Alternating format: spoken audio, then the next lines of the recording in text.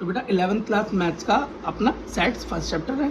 अब जरा first chapter पे एक चीज़ देखो, सेट क्या होता है एक बार रिवाइज करते हैं। बेटा सेट का मतलब होता है किसी भी चीज़ को, किसी भी चीज़, कोई भी चीज़ हो, नंबर हो, स्टूडेंट हो, लोग हो, है ना, उनको अरेंज करना, उनका अरेंजमेंट कर देना, वो क्या कहलाता है? एक सेट कहलाता है। जैसे आप चूड़ियाँ खरीदते हो, उसका सेट बना लेते हो, कपड़े खरीदते हो, उसको अलग करा के सेट बना लेते हो उसका, कि ये मेरी पैंट होगी, ये मेरा जीन्स होगा, सेट बन जाता है, ठीक है। और सेट कितना ही बड़ा हो सकता है, कितना भी छोटा हो सकता है, कोई लिमिट नहीं। अच्छा, तो उसको वैसे डेफिनेशन में क्या बोलते हैं इंग्लिश में? Well defined collection of different object, अलग अलग चीज़ों को मिलाकर जब एक कलेक्शन बनाया जाता है वो सेट कहलाता है, ठीक। अच्छा बेटा, सेट को हमेशा कैपिटल लेटर से रिप्रेजेंट करते हैं, कोई भी कैपिटल लेटर हो, ए हो, बी हो, सी हो, जो तुम्हारा मन करे, लेकिन कैपिटल लेटर से ही रिप्रेजेंट करते हैं, ठीक। अगली चीज़ देखो, सेट के अंदर जो भी चीज़ें आप अरेंज कर रहे हो, जो भी चीज़ें अपने अंदर लगाई हैं, तो उनको कोमा लगाकर लिखते हैं, स्मॉल लेटर्स में लिखते हैं। दूसरी बात, उनको हम कहते हैं एलिमेंट्स। क्या कहते हैं? एलिमेंट्स होते हैं। उस ग्रुप के क्या है? ये एलिमेंट। उस सेट के क्या है? ये एलिमेंट्स है, ठीक। अच्छा, अब ये देखो क्या हो गया। अब मैंने तो अभी बताया था कि सिर्फ छोटे ए और बी और सी के रूप में लिखते हैं, लेकिन यहाँ तो ए और बी बड़ा भी दिखाई दे रहा है, तो आप बोलोगे भैया ये क्या हुआ, यहाँ तो बात गलत हो गई। बेटा यहाँ पर ये कुछ और कहना चाह रहा है, ये कहना चाह रहा है कि सी एक ऐसा सेट है जिसके अंदर दो और सेट है, ए और बी। तो हम इसे खोल के लिखें, मान लो ए मेरा सेट है जिसके अंदर एलिमेंट है ए, बी और सी, और बी मेरा सेट है जिसके अंदर एलिमेंट है 1 और 2, ठीक। तो अगर मैंने लिख दिया C is the set of A and B, मतलब कैपिटल ए एंड बी, तो हम समझेंगे यहाँ कैपिटल लिखा है, इसका मतलब कोई बड़ा सेट ए है, कोई सेट बी है, उन दोनों का जो सेट बना है वो सी है। तो देखो जब मैंने खोल के लिखा तो एलिमेंट आ गए ना, समझ में आ गया। अच्छा, एक चीज देखो बेटा, सेट की बाउंड्रीज हमेशा ब्रास ब्रैकेट से बनाते हैं, इसको ब्रास ब्रैकेट बोलते हैं। क्या बोलते हैं बेटा? Brass bracket. यही तरीका है सेट्स को लिखने का। आप कभी भी इस तरीके का मत बना देना, ये कभी गलती मत करना, कहीं ऐसे कर दो कि भैया ऐसे कर दिया, ऐसे कर दिया, ये नहीं चलेगा, या ऐसे कर दिया, ये नहीं चलेगा, ये ही चाहिए। ये क्या है? ब्रास ब्रैकेट, ठीक। कितनी बात हमें समझ में आ गई। अंदर देखो भाई, अगर आपसे कोई बोले कि भैया एक सेट के अंदर कितने एलिमेंट हैं, कितनी चीज़ों को आपने अरेंज किया है, तो उसको हम बोलते हैं नंबर ऑफ एलिमेंट निकालना। क्या? नंबर ऑफ एलिमेंट बताना। तो ए के अंदर नंबर ऑफ एलिमेंट कितने बोलो? 3। बी के अंदर नंबर ऑफ एलिमेंट कितने बोलो? 2। और सी के अंदर कितने एलिमेंट? 2। क्योंकि बेटा ए तो हम ये, अब इस केस के अंदर हम ये नहीं देखेंगे कि ए के अंदर कितने एलिमेंट है या बी के अंदर कितने एलिमेंट है, हमें उससे लेना देना नहीं है। हमें शुरुआत में क्या नजर आ रहा है कि सी के अंदर 2 एलिमेंट हैं, वो 2 एलिमेंट चाहे सेट हो, चाहे छोटे छोटे एलिमेंट हो, चाहे एक बड़े सेट हो, उससे कोई फर्क नहीं पड़ता। इस केस में ए और बी इस सी के एलिमेंट हैं।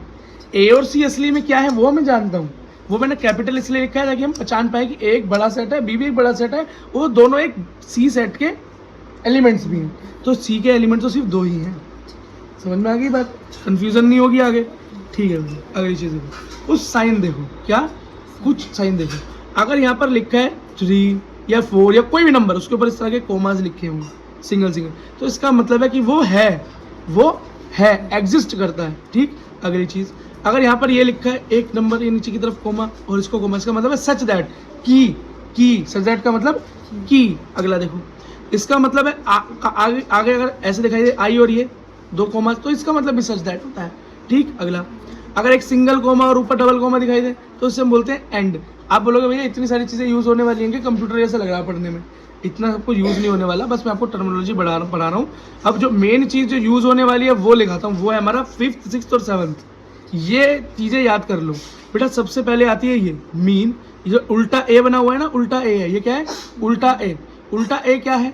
इसका मतलब है फॉर एवरी या फॉर ऑल, याद रखना, सबके लिए। जब हम यूज करेंगे फॉर ऑल सबके लिए, तो उल्टा ए। अब जब क्वेश्चन करेंगे तब ज्यादा समझ में आएगा। अगला एक साइन है बेटा, ये ई क्या है? ई। इसको क्या बोलते हैं? Belongs to. क्या? बिलोंग्स टू, कि हाँ भाई इससे बिलोंग करता है। और अगर ई को हम काट दें तो हम बोलेंगे नहीं बिलोंग करता। जैसे कि अगर मैं बोलूं कि element A is belongs to set A, बात सही है। मैं बोलूं element B is belongs to A, क्योंकि ए के अंदर ये बी एलिमेंट है ना, तो मैं क्या लिखूंगा? इसको ऐसे लिख सकता हूं, देखो, element A small is belongs to A. इसका मतलब क्या हुआ कि ये एलिमेंट इस सेट से बिलोंग करता है, ये सही बात है। अगर मैं बोलूँ E बिलोंग्स टू A, तो ये बात सही है या गलत है? चेक करें, E तो इसके अंदर कुछ है ही नहीं, तो यहाँ पर हम क्या बोलेंगे? नहीं जी, ये बात गलत है, नॉट बिलोंग्स। बात क्लियर हो गई? चलो भाई आगे देखो। अब कार्डिनल नंबर या ऑर्डर, ये ऑर्डर क्या है भैया? ऑर्डर का मतलब होता है, अभी बताता हूँ क्या होता है ऑर्डर का मतलब, पढ़ते हैं। सेट में कितने एलिमेंट हैं? सेट में जितने एलिमेंट होंगे वही उसका ऑर्डर कहलाएगा। क्या? वही उसका ऑर्डर कहलाएगा। समझ में आ गया? ठीक, इसको रिप्रेजेंट कैसे करते हैं बेटा? इसका मेन रिप्रेजेंटेशन का ये है n ब्रैकेट में a, इसका मतलब number of element in a। इसका क्या मतलब है? Number of element in a। ठीक, और इसको एक और तरीके से रिप्रेजेंट करते हैं, मोड a। जब दोनों तरफ ब्रैकेट ऐसे लगे इसको मोड बोलते हैं। तो मोड a इससे भी प्रेजेंट करता है। अगर मोड a आए तब भी नंबर ऑफ, मतलब order of element, order of set की बात हो रही है।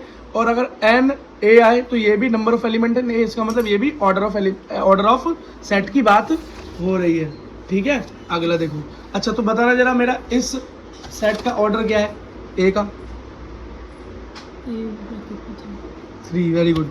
ठीक है, अगला देखो बेटा, सेट कितने तरीके के होते हैं? सेट कितने तरीके के होते हैं ये समझना है हमें बेटा, बहुत आसान है, आराम से समझो। देखो, पहला सेट होता है एम्प्टी सेट या नल सेट या वॉइड सेट। इसका क्या मतलब हुआ भाई? तीनों लिखे आए, अलग अलग आए, एक बार आए, एक ही बात है। इसका मतलब है नल एम्प्टी, मतलब ऐसा सेट जो बन ही नहीं सकता, जिसके अंदर कोई एलिमेंट है ही नहीं, उसको हम देखो सेट की बाउंड्री से पर अंदर क्या है? कुछ नहीं, तो इसे हम बोलते हैं फाई। क्या बोलते हैं? 0 बनाते हैं और ऐसे उसमें लाइन डाल देते हैं, इसको बोलते हैं फाई।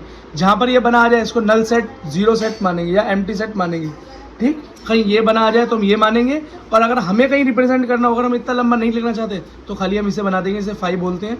और बस जो भी देखने वाला है, टीचर जो होंगे वो समझ जाएंगे कि ये बेटा नल सेट की बात हो रही है। किसकी बात हो रही है? या 0 सेट की। अगला फाइनाइट सेट। बेटा फाइनाइट का मतलब क्या होता है? एक होता है इनफाइनाइट। इनफाइनाइट मतलब जिसका एंड नहीं पता, हमें पता नहीं कहाँ तक जाएगा, तो उसी का उल्टा क्या हो गया? फाइनाइट, जिसे काउंट किया जा सके।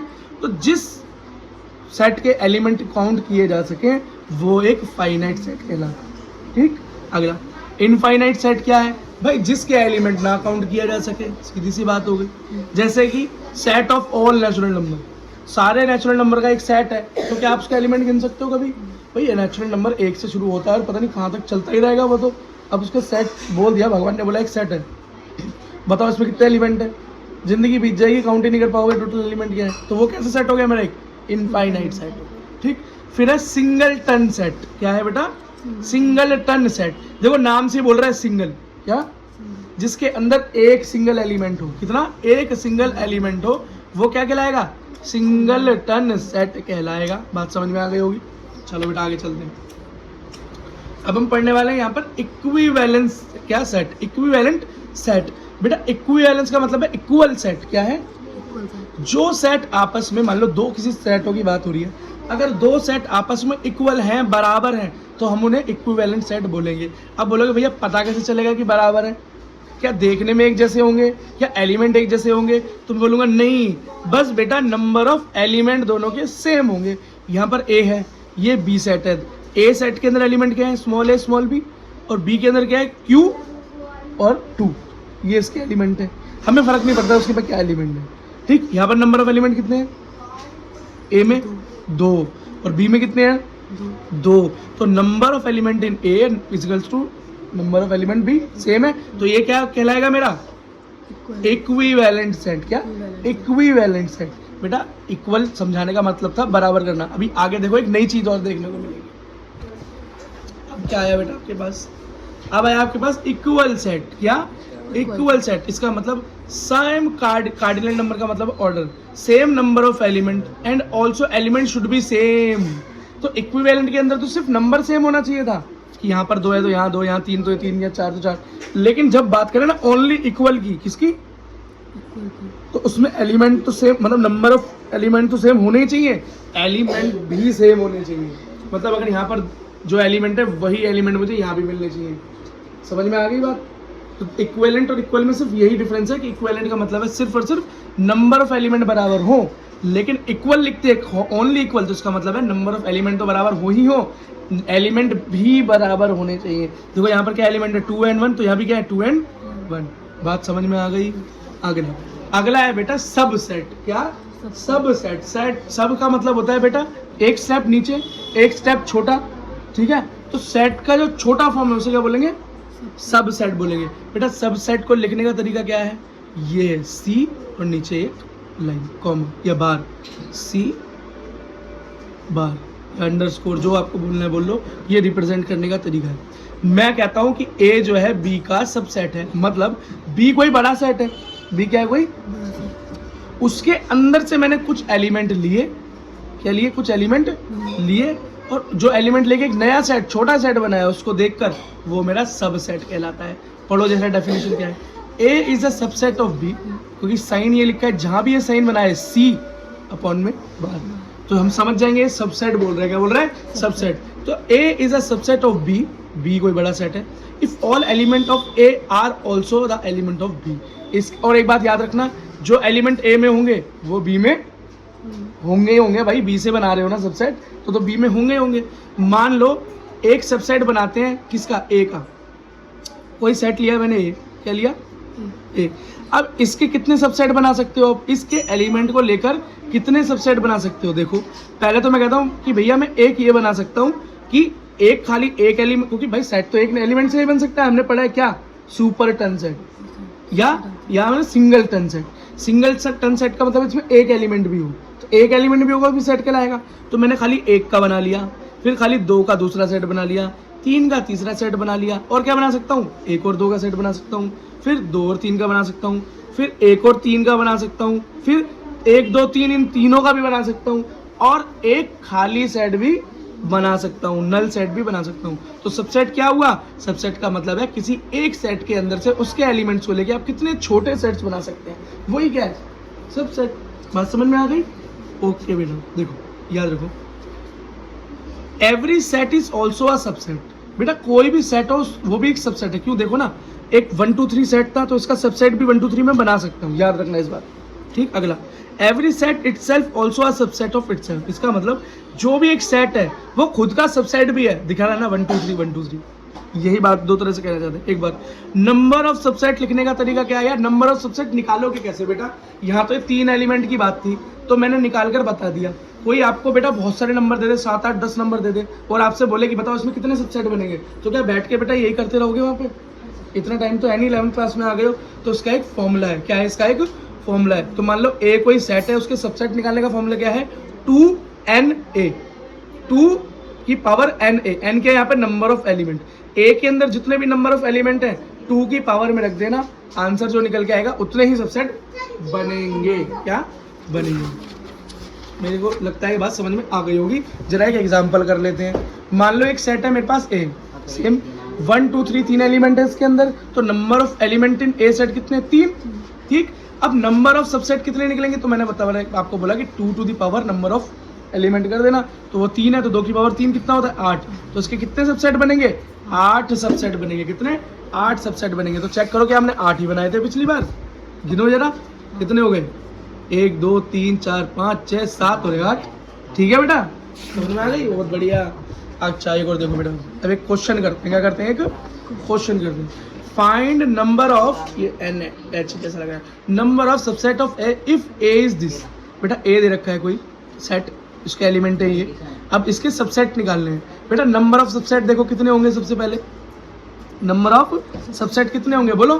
तो हम इसके एलिमेंट गिनो कितने? 1 2 3 4 5 6 एलिमेंट है, तो नंबर ऑफ एलिमेंट कितने हो गए? 6 हो गए। फॉर्मूला क्या है? 2 to the power number of element. तो नंबर ऑफ एलिमेंट मतलब 6, 2 को 6 बार मल्टीप्लाई किया तो क्या निकला? 64। 2 की पावर 6 होता है, 64 होता है। बात समझ में आया? समझ में आ गई बात? ठीक है। तो बेटा इसके अंदर सेकंड क्वेश्चन, सेकंड पार्ट क्या है कि नंबर ऑफ एलिमेंट 7 हो किसी सेट के, तो कितने होंगे उसके सबसेट? तो 2 to the power number of subset, वो number of elements. Number of element की तरह रखा है 7, 2 की पावर 7 128। और अब दे रखा है एक एन बी, मतलब कोई सेट है बी, उसके अंदर नंबर ऑफ एलिमेंट है 50। बताओ कितने सबसेट बनेंगे? तो 2 टू द पावर 50 कर देना, आंसर आ जाएगा। ठीक है बेटा।